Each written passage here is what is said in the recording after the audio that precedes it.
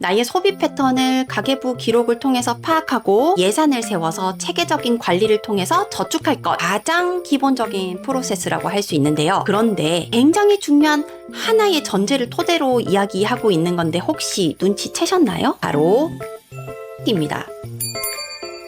여러분의 월급이 통장을 스치듯 사라지나요? 평범한 외벌이 주부가 순자산 6배 상승을 이룬 비법 바로 공개합니다. 안녕하세요, 니나맘입니다. 저에게는 굉장히 강력한 무기 하나가 있는데요. 바로 꾸준한 기록입니다. 저는요, 성인이 되고 첫 월급을 타는 순간부터 지금까지 15년이 넘었는데요. 단 한 번도 빠짐없이 매달 가계부를 썼어요. 꾸준한 가계부 기록 덕분에요. 내 가계 경제에 대한 수많은 데이터가 쌓였고 그 자체가 종잣돈을 모으는 시스템이 됐던 것 같습니다. 오늘 영상에서는요. 외벌이 주부도 맞벌이 워킹맘도 성공하는 종잣돈 모으는 월급관리 3가지 전략을 말씀드리려고 해요. 누구나 따라할 수 있지만 꾸준히 했을 때 압도적인 차이를 만드는 방법을 말씀드리는 겁니다. 지금 바로 시작할게요.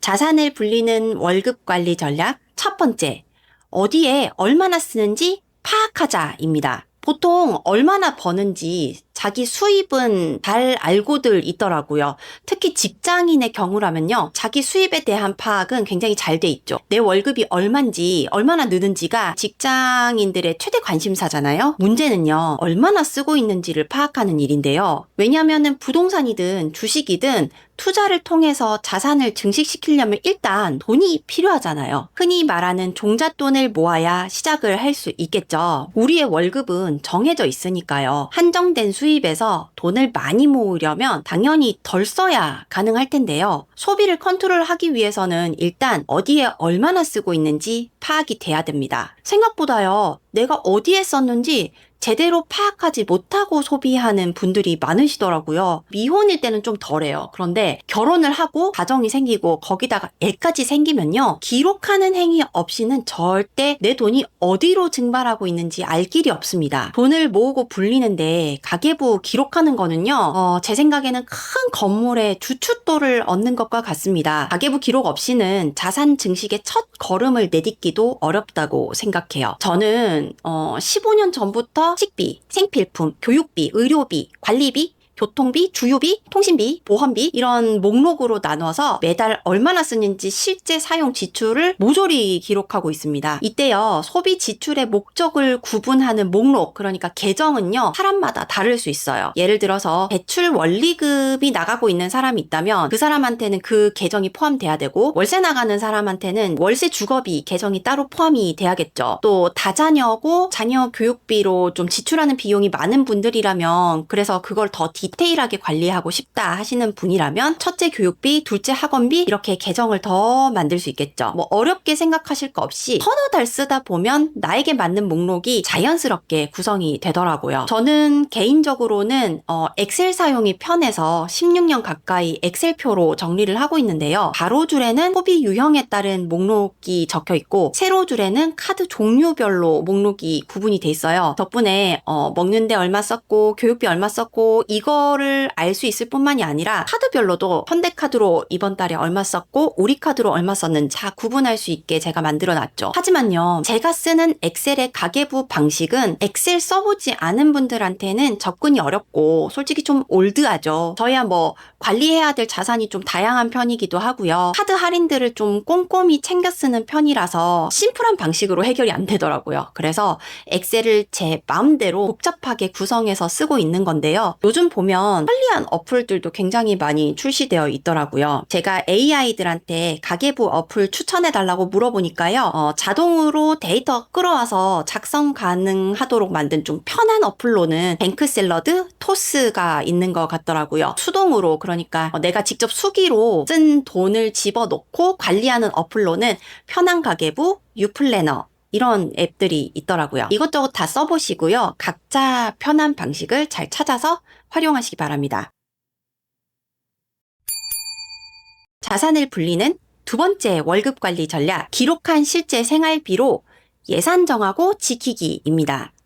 여기서 포인트는요, 실제 기록한 생활비 지출을 토대로 예산을 정하는 거기 때문에 현실적으로 지킬 수 있는 계획을 짠다는 데에 그 포인트가 있습니다. 가계부를요, 6개월 정도 쓰고 나면 내가 평균적으로 한 달에 어디에 얼마나 쓰는지 대충 파악이 되거든요. 6개월 동안 쓴 식비들을요 다 합한 다음에 6으로 나누면 이게 바로 상반기 우리 집 월 평균 식비 이렇게 되는 거죠. 그 금액을 토대로 이제 예산을 계획을 해보는 겁니다. 계획을요 너무 타이트하게 세우면 지키기가 어렵고 지키기 어려우면 지속되기도 어렵습니다. 쉽게 포기하게 되니까요 6개월간의 실제 사용한 생활비에 최대한 맞추고 거기서 아주 조금 더 절약하는 수준으로 예산을 세워보세요. 그리고 이 예산 역시 주기적으로 업데이트 돼야 합니다. 물가가요 지속적으로 상승하고 있잖아요.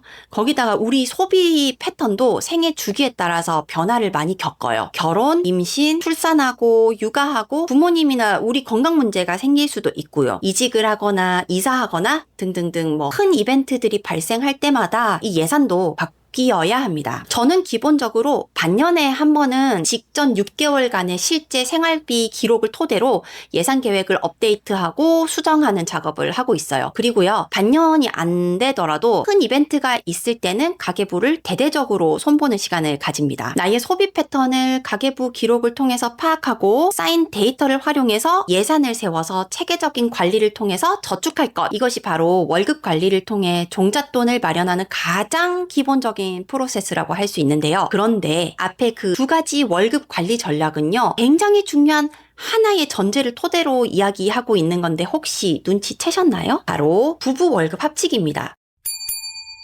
자산 증식을 위한 월급 관리 전략 세 번째, 부부가 하나의 경제 목표를 가지기입니다. 의외로 많은 분들이 결혼하고도 각자 통장을 관리하시더라고요. 그런 분들 입장에서는요, 아니 각자 잘 모으고 각자 잘 불리면 되지 않아? 괜히 합쳐서 서로 기분 상할 일이 있을까? 하실 텐데요. 제 생각은 조금 다릅니다. 일단 종잣돈의 규모가요, 할 수 있는 투자의 범위를 제한하거든요. 특히 부동산, 아파트 투자에서는요, 투자금이 커질수록 선택하는 아파트의 투자 안정성 또한 높아집니다. 종잣돈 몇억 원 있어야 매수 가능한 서울 아파트랑 몇 천만 원의 종잣돈으로도 매수할 수 있는 지방 소도시 구축 아파트 중에 어떤 자산이 더 안전자산이라고 느껴지시나요? 그렇기 때문에 부부가 함께 더 큰 규모의 종잣돈을 모으는 게 수익성도 안전성도 더 나은 투자를 할 수 있는 비법이 되는 것 같습니다. 그뿐만 아니고요. 부부가 함께 월급을 관리하게 되면 경제관도 비슷해지게 됩니다. 그렇게 되면 새는 돈도 훨씬 줄어들더라고요. 이거는요, 실제 제 경험담이에요. 저희 부부가 외벌이인데다가요, 아이도 있잖아요. 아이 교육까지 시키면서도 투자는 굉장히 활발하게 적극적으로 해왔거든요. 그때마다 종잣돈이 필요할 거잖아요. 그렇게 종잣돈을 매번 모아서 투자할 수 있었던 가장 큰 비법이 뭐였냐면요, 제 생각에는 일찌감치 월급을 합쳤기 때문인 것 같아요. 저희는 기록한 가계부 내용을 매번 공유하는 시간을 가졌고요. 그 덕분에 하나의 경제적 목표를 향해서 절약할 수 있었던 것입니다. 사실 뭐 그렇다고 해서 저희가 굉장히 허리를 졸라매고 살았던 것도 아니에요. 적당히 애 교육도 시키고요. 학원도 보냈고 여름 휴가도 다녔고요. 그러면서도 돈을 모을 수 있었는데 그게 제 생각에는 꾸준한 가계부 작성으로 일단 우리가 쓰는 돈이 어디서 주로 새는지 공유가 되고 있었고 그 부분을 없애려고 같이 애썼기 때문입니다. 저희는 결혼을 앞두고 결혼식 올리기 전에 이미 서로의 경제 상황을 오픈하고 공유를 했어요. 그리고 결혼하자마자 월급 관리를 한데 합쳐서 하기 시작했죠. 여러분 그거 아세요? 사람마다 돈을 절약하고 싶은 부분이랑 아니 이건 좀 써야 되는 거 아니야? 생각하는 부분이 서로 다 달라요. 저희 부부도 그랬어요. 저희 남편은요, 옷이나 여행에는 돈을 잘 쓰는데 식비는 좀 깐깐하게 관리하고 아끼려는 성향이었거든요. 저는 반대로 옷이나 화장품에는 관심이 없고 식비는 아끼지 않고 후하게 쓰려는 성향이었죠. 우리는 서로 다툼이 있을 수 있는 그런 부분을 양보하려고 조금씩 노력하면서 세월을 보냈던 것 같아요. 그렇게 지금 결혼한 지 13년이 됐는데요.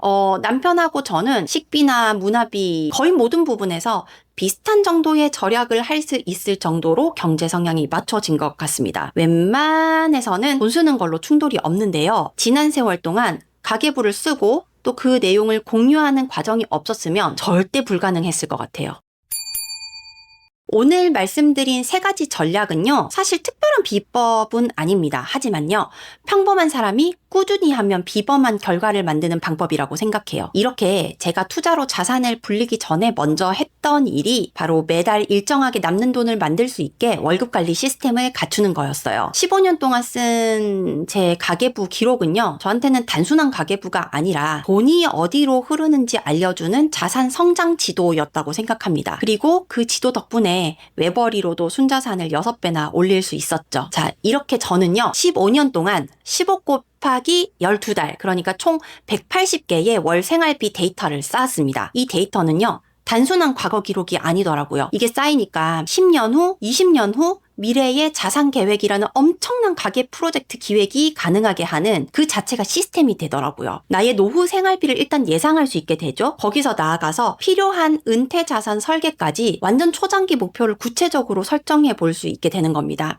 지금 현재 저희 부부는요, 실제 은퇴 자산 설계를 기획하고 구체적인 퇴직 시점까지 목표할 수 있게 됐어요. 예전에 우리 가족 일상을 돌이켜 보면요, 거의 한 달 벌어서 한 달 살고 막연하게 노후 걱정하면서 살고 이런 느낌이었는데요. 여러분, 구체적인 퇴사 시점을 딱 목표로 잡아놓고 일을 다니면요, 얼마나 심리적인 안정을 가지고 살 수 있는지 모릅니다. 여러분도 오늘부터 시작하실 수 있어요. 어플이든 엑셀이든 지금 내가 가능한 방식으로 한 줄이라도 기록해보세요. 한 달, 6개월, 1년이 지나고 나면요, 도대체 나는 그동안 어떤 기준으로 돈을 쓰고 있었지? 하고 놀라실 겁니다. 다음 영상에서는요, 사교육 없이 서울대를 합격했던 제 경험을 토대로 자녀 교육비에 대한 이야기를 해보려고 합니다. 앞으로도 여러분의 자산을 지키고 더 나은 미래를 만들 수 있도록 서울대 니나맘의 재테크 레시피에서 차근차근 알려드릴게요. 오늘 내용이 도움되셨다면 좋아요와 구독 부탁드려요. 제가 꾸준히 영상을 만들어가는 큰 힘이 됩니다. 오늘도 끝까지 시청해주셔서 감사합니다. 다음 영상에서 만나요.